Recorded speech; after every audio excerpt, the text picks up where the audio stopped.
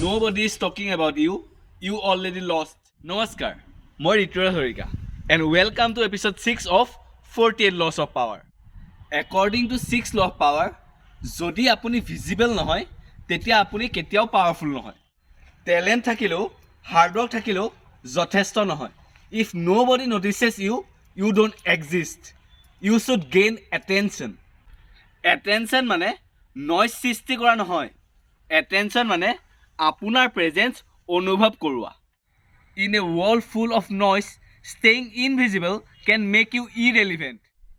সেইবাবে কেতিয়াবা বোল্ড হওক, কেতিয়াবা ডিফাৰেণ্ট হওক, বেলেগতকৈ অলপমান বেলেগ হওক, কাৰণ আপোনাৰ ইউনিক পাৰ্চনেলিটিয়েদি আপুনি ষ্টেণ্ড আউট হ'ব পাৰে যেন।